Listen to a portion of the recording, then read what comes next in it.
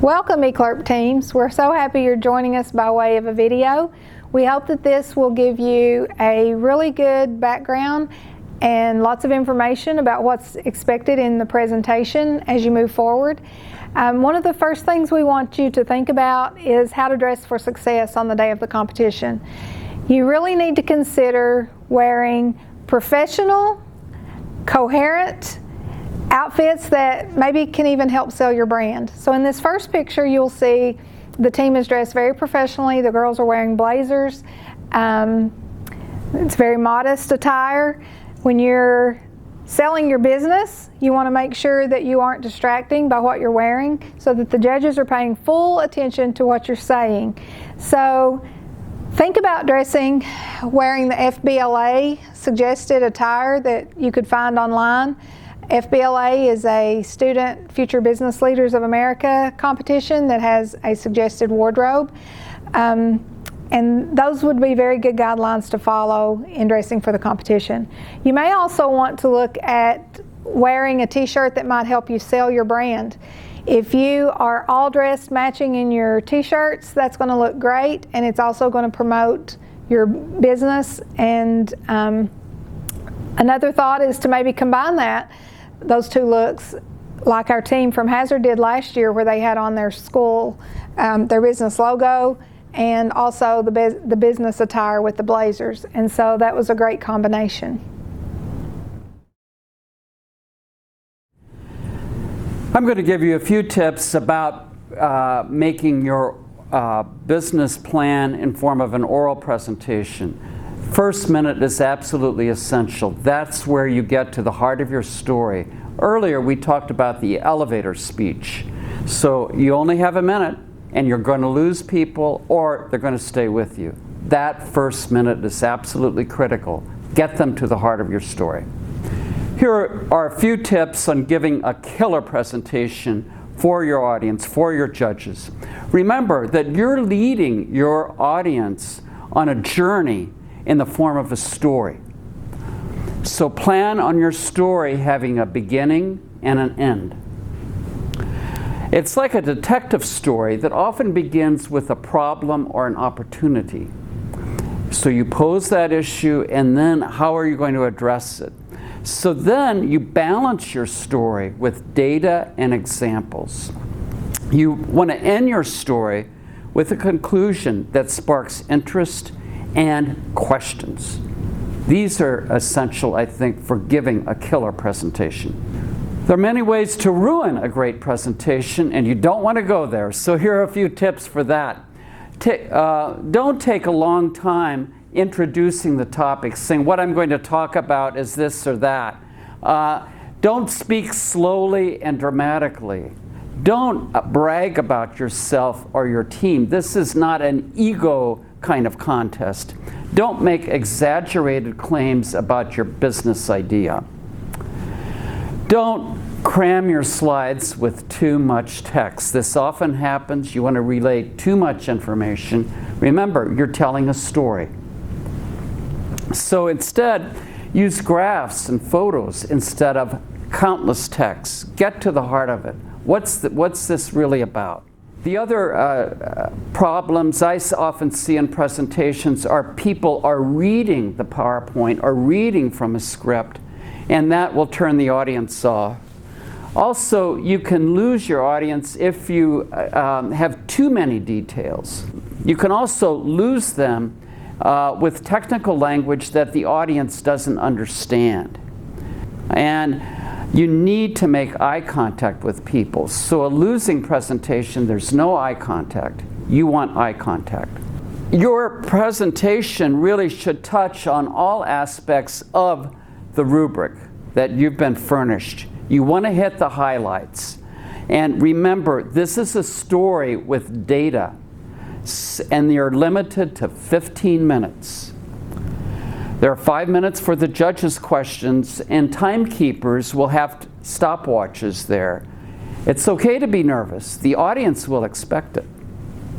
Don't forget, this is about substance. It's not multimedia pyrotechnics or speaking style. When a UK football game begins, they often begin with music from the Space Odyssey, and the bands are playing, the fireworks are going off. That's fine for a football game. This is a business presentation. Your business idea has a central theme. Keep it fresh and compelling. Take some deep breaths and stretch before your presentation.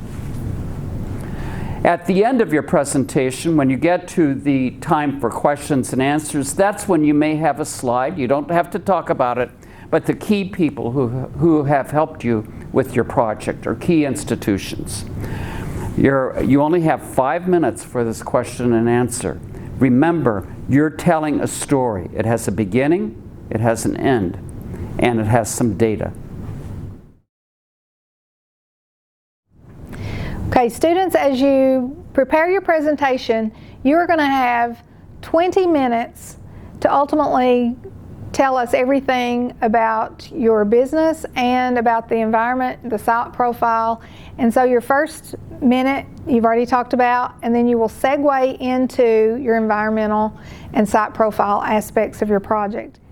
In your time allotment, you're going to need to make sure that you spend approximately 5 minutes telling about the features of the site and the environment. And so think about a way to make a smooth transition from that elevator pitch first minute into the environmental and site profile, and then into your business plan, and then a great ending that will sum up your project. You won't have time divisions where you stop and start with each of those portions. So making smooth transitions will be very important. In talking about your site profile, think of the things that you wrote about in your report. The most important things that you featured and the best information you found out would probably be the best thing to put in your presentation. And so you may think about the type of mining that took place on the land. Was it a surface mine, a deep mine, or was it a coal processing plant? Those are things that you might feature, as well as how many people were employed in the mines or on that facility, and what type of jobs did they have. And then think of how the coal was used. Was it processed and shipped off to electrical plants, or was it used in the production of steel? Those are all things that you might want to highlight, but think about what was in your report and customize it to your team's situation. Next, think of how your community benefited from all of the mining activity that was taking place on your site over the years. Was money being donated to sports facilities or educational organizations such as CEDAR, or perhaps medical facilities were brought on by that activity? After you've talked about the mining aspects of your land, you're going to want to mention the environmental aspects. And so take some of those photos that you took when you were out on the site and put them into your slides with a brief explanation of the benefit moving forward for your business. You may want pictures of the ponds or the timber that are there, maybe the animals if that's going to benefit, but mainly focus on the positive contributions your land is going to provide your business moving forward. Now, keep in mind that your pitch and your environmental and site profile portion of your project need to be approximately 5 to 6 minutes. And don't run over, because you want to make sure you leave time for your business plan. Hey, I'm going to speak to you briefly about how to incorporate the model into your ECLRP final presentation. So the first thing, when your presentation begins, or before it begins, you're going to bring the model up and set it on a table in front of the judges. Feel free at any point in your presentation to use the model as a visual tool, because that's what it is. It's a visual tool for communicating and articulating your ideas in greater depth to the judges. Specifically from your site analysis, you're going to have discovered things about the environment, the topography, the landscape, the vegetation that you're probably going to alter in some way to bring your facility that offers a product or service to life. This can take form in terms of the environment and how you shape the topography. If you build a pond to extract water from for a particular service.